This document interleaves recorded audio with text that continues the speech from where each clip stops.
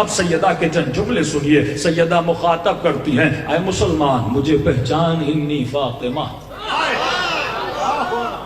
میں کون ہوں؟ میں تمہارے نبی کی بیٹی فاطمہ ہوں. کا اتنا کہنا تھا پورے دربار میں کوہرام مچا اور لوگ رونے لگے.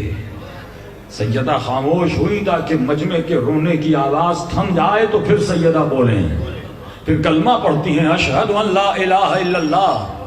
مسلمان بھی کلمہ پڑھ رہا ہے, سیدہ بھی کلمہ پڑھ رہی ہیں, لیکن سیدہ کے کلمے پڑھنے میں تھوڑا سا فرق ہے, حسین کے کلمے پڑھنے میں تھوڑا سا فرق ہے. جب دربار شام میں مولا زین العابدین کلمہ پڑھ رہے تھے ان کے کلمے پڑھنے میں تھوڑا فرق تھا. یہ کون سا فرق ہے جو میرے کلمے میں وہ فرق نظر نہیں آتا؟ سیدہ فرماتی ہیں اشہد ان لا الہ الا اللہ. مسلمان کیسے کلمہ پڑھتا ہے؟ مسلمان کہتا ہے اشہد ان لا الہ الا اللہ واشہد ان محمد رسول اللہ. لیکن جب سیدہ کلمہ پڑھتی ہے تو ایسے نہیں پڑھتی. فرماتی ہیں اشہد ان لا الہ الا اللہ واشہد ان ابی.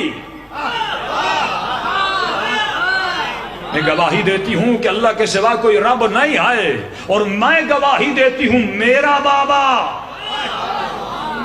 تیرا بابا نہیں میرا بابا محمد رسول اللہ, وہ رسول ہے. تجھے پتا ہے, تم نے باہر سے مصطفیٰ کو سنا ہے, میں اس کی گود میں پلی ہوں, تو مجھے سکھا رہا ہے. عجیب سیدہ نے عجیب طریقے سے مناظرہ کیا. اس سے علمی مناظرہ سیدہ نہیں کر سکتی تھی. اسی نے جس نے یہ دعویٰ کیا کہ حسبنا کتاب اللہ, یہ اہل سنت کی کتابوں میں موجود ہے. جب رسول نے کہا کہ بصفحۃ والقلم, میرے لیے ایک کاغذ لاؤ ایک قلم لاؤ, کہ حسبنا کتاب اللہ, ہمارے لیے کتاب کافی ہے. وقت نہیں مجلس میں عرب کی تاریخ کو بیان کروں. تو جب اس نے کہا کہ کتاب کافی ہے, تو سیدہ جب اپنے حق کے لیے دفاع کرتی ہیں تو بی بی ایک بھی حدیث نہیں سناتی, ساری کتاب کی آیتیں سناتی ہیں.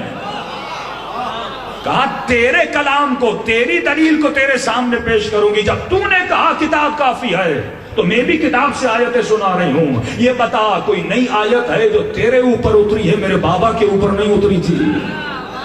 قرآن وہی ہے جو میں تمہیں سنا رہی ہوں, لیکن وہاں سے خاموشی آتی ہے. جواب سیدہ کا کوئی دے نہیں سکتا. بی بی فرماتی ہے دو ہی صورتیں ہیں کہ یہ بتا تو اپنے باپ کا وارث بن سکتا ہے. سیدہ اپنے بابا کی وارث نہیں بن سکتی. دو ہی صورتیں ہو سکتی ہیں, یا تو کوئی نئی آیت آئی ہے میں نے نہیں سنی تو مجھے بتا, میرے بابا نے نہیں پڑھی تو مجھے بتا.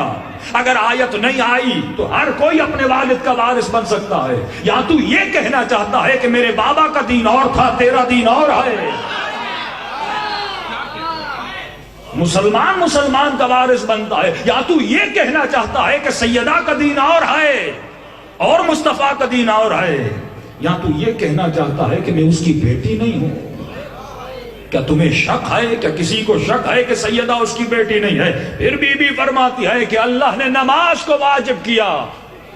کیوں واجب کیا؟ اب بی بی کیوں کے جوابات دیتی ہیں. یہاں پہ بہت بڑا درس ہے سیدہ جو ہر مسلمان کو دے رہی ہے. مسلمان, نماز خالی ٹکر لگانے کا نام نہیں ہے, نماز اٹھنے بیٹھنے کا نام نہیں ہے, نماز کس شے کا نام ہے؟ فرمایا اللہ نے تجھ پر نماز واجب کی تاکہ تیرے وجود سے تکبر کو ختم کرے. جبکہ تو نماز بھی پڑھ کے بیٹھا ہے اور متکبر ہو کے سیدہ کے سامنے کھڑا ہے. یہ نماز, یہ کیسی نماز ہے کہ جس نے تیرے وجود سے تکبر کو ختم نہیں کیا؟ یہ کیسی نماز ہے جس نے تمہارے وجود میں ضعف کو پیدا نہیں کیا, جس نے رب کے سامنے وجود میں ذلت کو پیدا نہیں کیا؟ فرمایا اللہ نے زکوٰۃ کو واجب کیا.